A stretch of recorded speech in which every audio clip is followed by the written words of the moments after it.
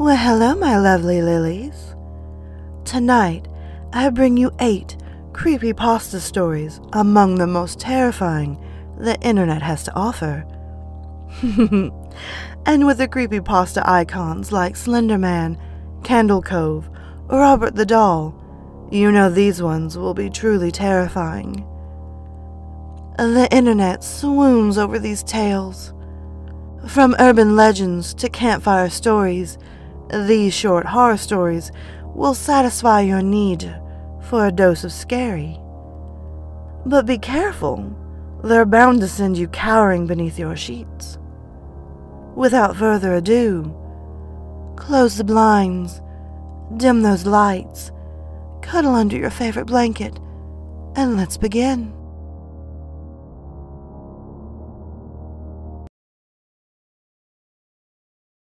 My sophomore year, I roomed with a girl named Kara.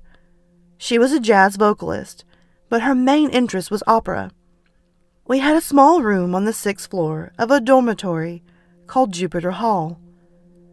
The walls were thin, and her last night's singing and voice practices would keep me up late. After a month or so of lost sleep, I convinced her to move her last night practices to the music studios in the Merriam Theater building, a block away. Around 8 one evening, Cara announced that she would be practicing late for an upcoming recital, and probably wouldn't be home until around midnight. Great, I thought. That means I can go to bed early. I was beat and had a horrible day in acting studio, and I was ready to pass out as soon as I had dinner. She said goodnight and left, coffee and sheet music in hand. I made some grilled cheese and soup. I gobbled it down, and immediately began to prepare for bed. By the time I got out of the shower, my eyelids were so heavy I could hardly brush my teeth. I pulled on my PJs, and I crawled into the top bunk of our bunk bed. I was out as soon as my head hit the pillow. I should take a second to describe the layout of our apartment. When entering the apartment, the bedroom was through the door immediately, to the left. Our bathroom was inside the bedroom, just past the bunk beds. UArts is nice in the sense that you don't have to share bathrooms. Anyway, I woke up to the sound of the apartment door closing. I opened my eyes and groggily checked my phone. Midnight on the dot. I rolled back over and closed my eyes. I heard Cara enter the room and stop in front of the bunk beds. I guess, checking to see if I was actually asleep, I thought. She flopped down on the bed below me, which was strange, as she was a stickler for brushing her teeth and washing up before bed. Then again, exams were just around the corner, and we were all exhausted. The mattress below me creaked, and then was silent. I couldn't even hear her breathing. I was just on the edge of deep sleep when I was startled awake, again by a noise. A key in the lock, the door opening, and Cara entering our apartment, humming an opera tune. Then the mattress below me creaked.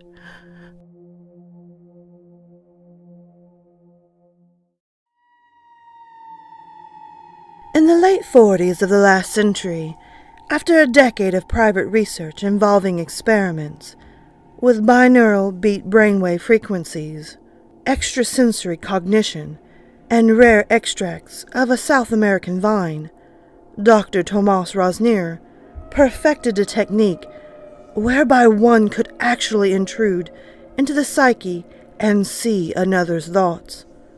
Despite having exhaustively documented his rigorous work, he could find no institution that would even offer to review it.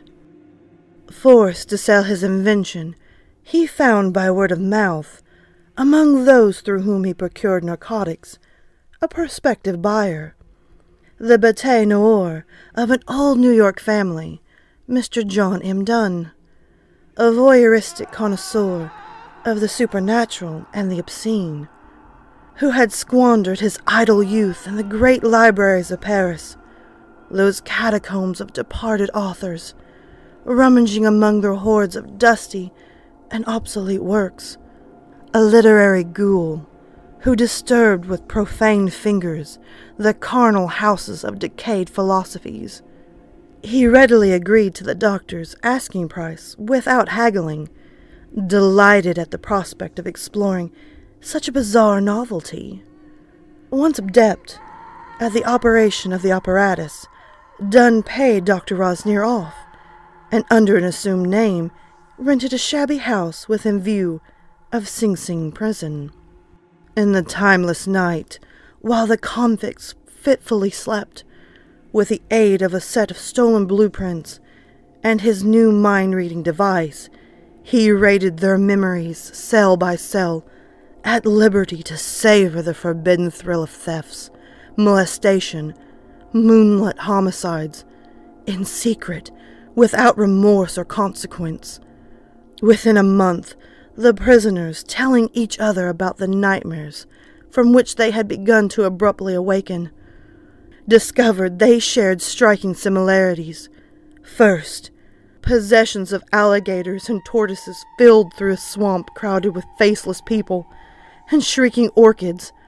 Next, a shadow man, at whom they looked directly but could never quite see, would watch them in utter stillness from an empty house, while invisible hands probed behind their eyes, as they had to stand naked, legs locked in place, unable to run away. Their compared descriptions of the house were identical, including its location just outside the walls. By mutual agreement, it was planned that the first of them to receive parole or be released would search this house out to find if it really existed and investigate the source of their troubling dreams. A few days after being freed, their chosen spy was able to inform them with a smuggled message in a code that not only was the house real, but he had broken into it at night and found a gaunt, mustached man in a silk smoking jacket, seated bolted upright, head thrust back, both eyes gaping, mouth stuck open in a stiffened gasp, clenched hands gripping the arms of his chair, in front of a scientific machine.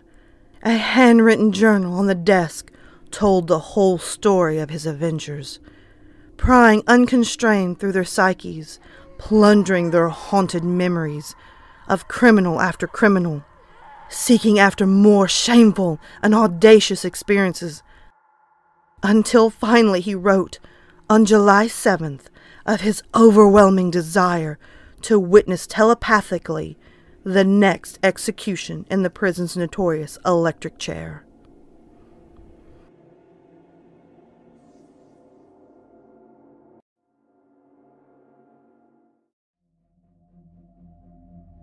In the summer of 2013, I found myself driving home, alone, on Highway 902 from a party.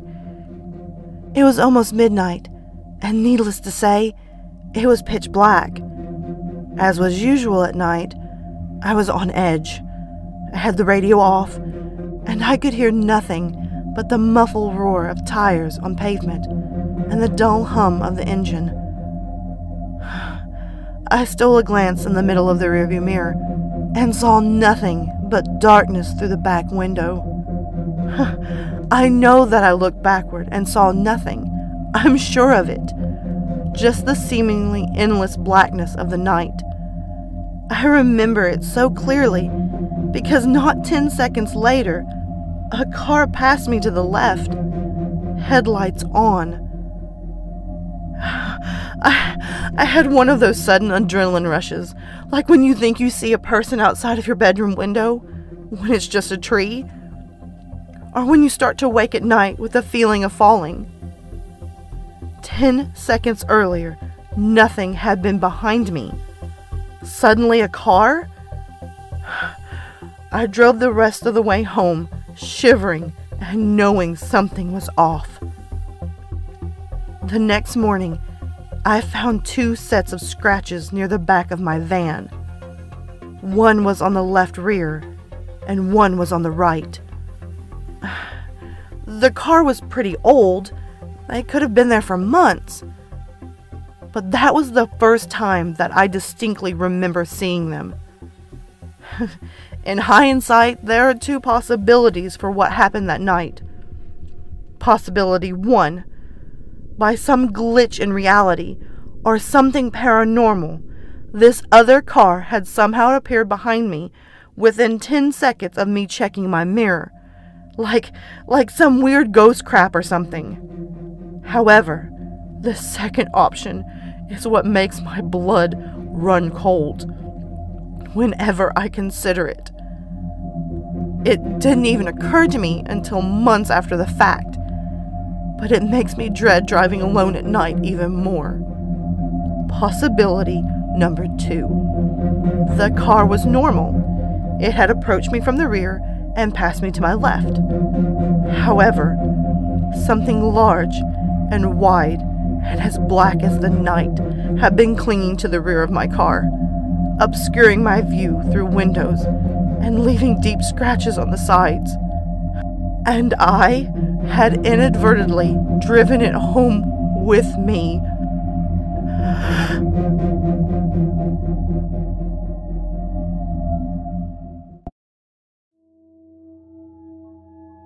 The rainy season began in early summer, and June had been no exception.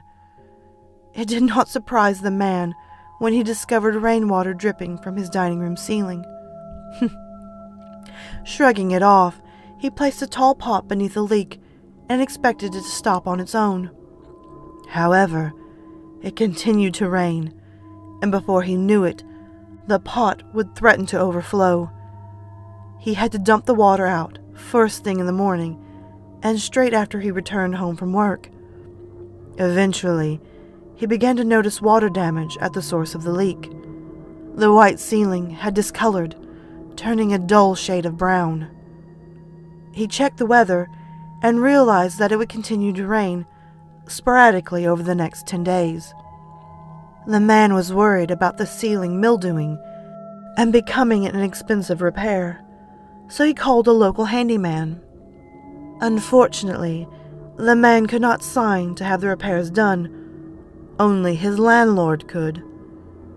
It was a frustrating policy. The man called his landlord, but could not reach him. He left him a few voicemails, detailing how the damage was becoming progressively worse. The man was clueless as to why his landlord would not return his calls. They usually kept in touch, speaking at least twice a month.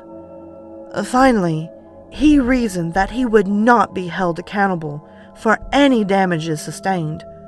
One night, the man was startled awake by a massive thump.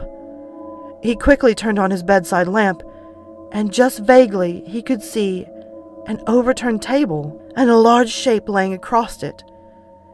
He sprinted out of his apartment and called the police, gagging at the smell. The poor man, he sat in the police station with a blanket wrapped around his shoulders and a coffee mug resting in his hands. He did know one thing. There had been a dead body in his ceiling, and the water had saturated it so badly that it caved under the weight.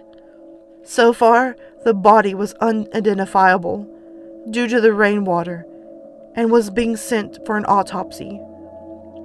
While the man waited, he called his landlord and finally reached him, panicking as he explained the situation. His landlord was just as alarmed, and the man pleaded for him to come to the station while he made his statement. The man paused as a detective crossed over to him, and he lowered his phone, wondering if the body had been identified. His blood ran immediately cold, and he shook his head with terror. The body belonged to Richard Thomas, his landlord, and he had died over a year ago. That is not what disturbed him the most. If his landlord was dead, Then who was pretending to be him?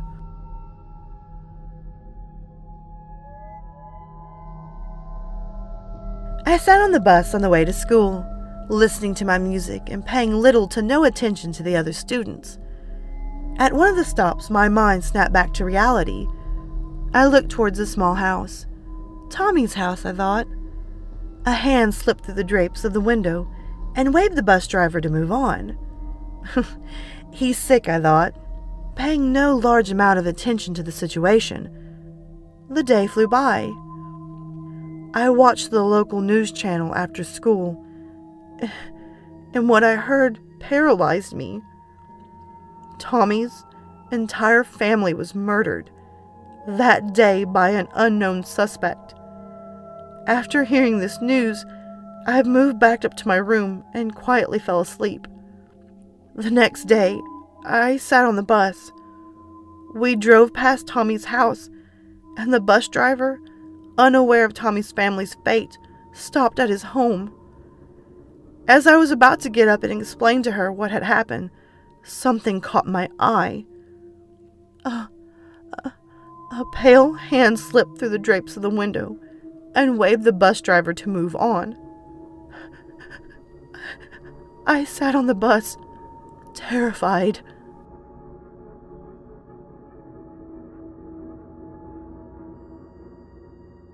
My grandmother grew up in the slums of the Prohibition era in Chicago. Her family lived in a small house near the harbor, and one of her earliest memories was of a particular hot summer when, seeking respite from the heat, she and her sister discovered a seldom-used section of boardwalk near an abandoned warehouse. Every night for several weeks, the two girls would make their way down to the docks and sit together on the edge of the pier as the sun went down.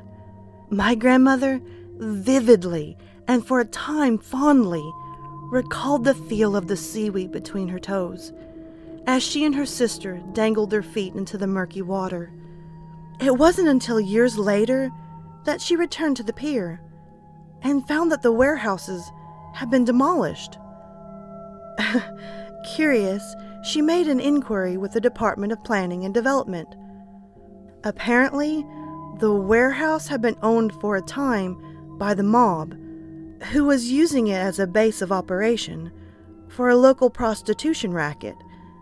It had only been uncovered when an associate began disposing of rival hookers by fitting them with concrete shoes and dumping them into the harbor. Investigating officers had recovered nearly 24 bodies from the waters of a secluded pier nearby. How had the bodies been discovered? A passing fisherman spotted some of the victims' hair floating near the surface of the water, like seaweed.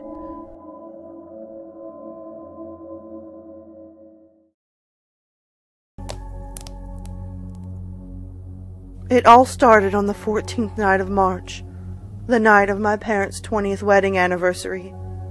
It was a wonderful sunny day, if memory serves. Surprisingly warm for before the beginning of spring. The beautiful weather was perfect for the atmosphere of the day. Being married for 20 years is obviously a monumentous occasion, so my parents had booked a table at our favorite Italian restaurant. Of course, this was a formal occasion, so I had my best dress on. It was 5:33 p.m., and I was just straightening my hair when my phone went off. I'd received a message. That's strange, I thought. That never happens. I checked the message. It was my mom. It was quite a jumble of numbers and letters, but through the vocabulary stew, I could make out one legible phrase. Please help me. It should go without saying that this worried me greatly, so I immediately replied, "Are you okay?" Just as instantly, I got another text message which read, "Oops, pocket text." I sighed with all the relief I had and continued to prepare myself. A few minutes later, I received yet another message, this time from my dad. It was a massive mixture of letters and numbers, with the phrase "help me" concealed within. Creepy though it was, My dad always was a joker, so I presumed he was just joking around, until I was sent another text saying, "Oops, pocket text." Now this sparked panic, pure, unmistakable panic. Exactly half a minute passed when I received the exact same 2 messages from my sister. This could not be coincidental. It just couldn't. In a state of sheer anxiety, I started to run to the restaurant. I made it about a quarter of the way before I was stopped by a police officer. "Main road's closed," he said. "Huge car crash." This was the exact moment I realized just what had happened. I demanded to see the wreckage, a request which I was surprised was allowed. When I got there, it wasn't the remains of the car that caught my eye, or the flames billowing from the destroyed vehicle. No, I was horrified to see the lifeless corpses of my mother, father, and sister. I asked for the estimated time of their deaths. All 3 of them were killed instantly by the collision at 5:32 p.m., a full minute before the very first text.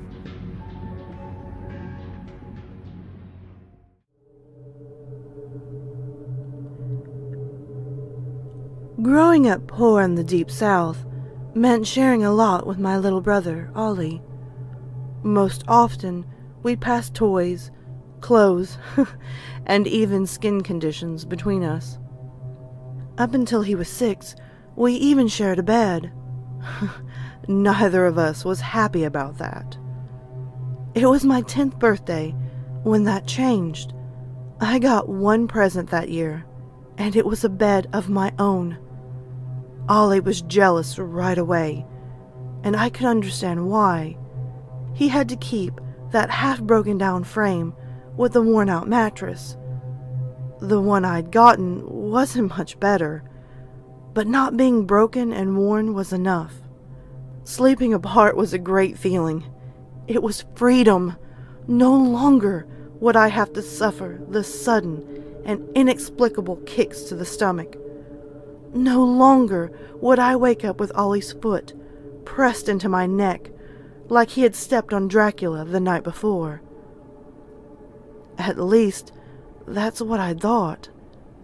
Right away, right after I got the new bed, the shrieking started. At first I thought Ollie woke up in the middle of the night and screamed because he had gotten scared. Then the sound echoed through the tiny room again, and I knew it wasn't a normal cry.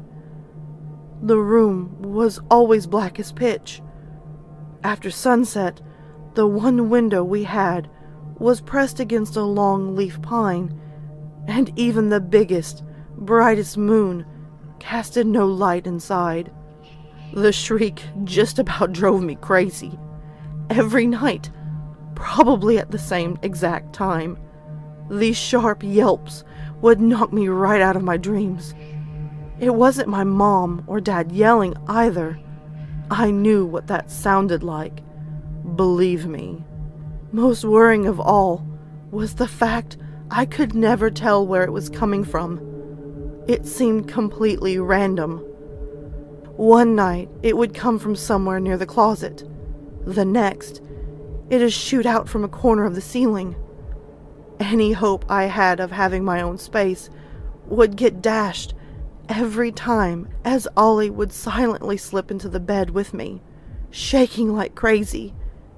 He'd clasp onto me and wouldn't let go until it was almost daybreak.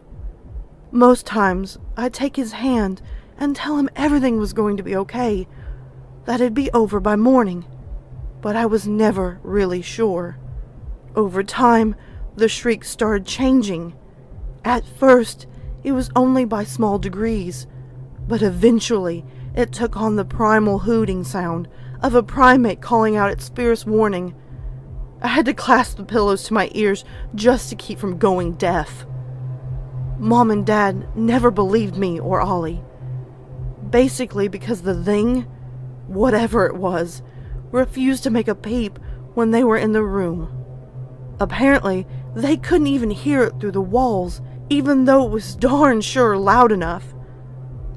The shriek just got worse and worse until I felt like I couldn't take it anymore. Me and Ollie were doing really bad in school, and we just had no energy at all. I could sleep more deeply with my head propped up and eyes open in the middle of class than in my own room at night. Then, thankfully, we moved out of the house nearly a year later.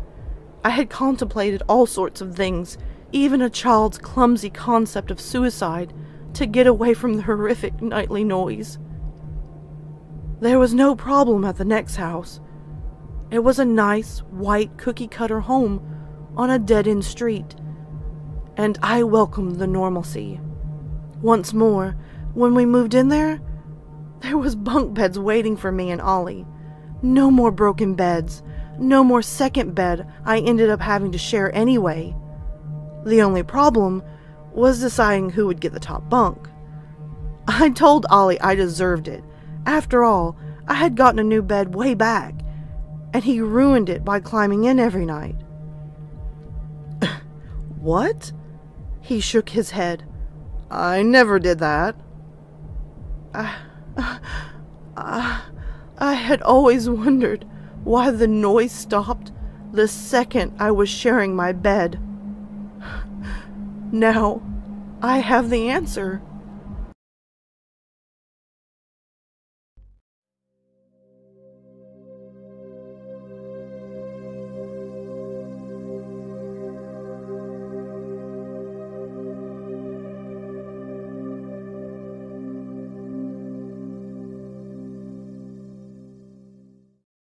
Alright, my lovely lilies, thank you so much for watching the new video.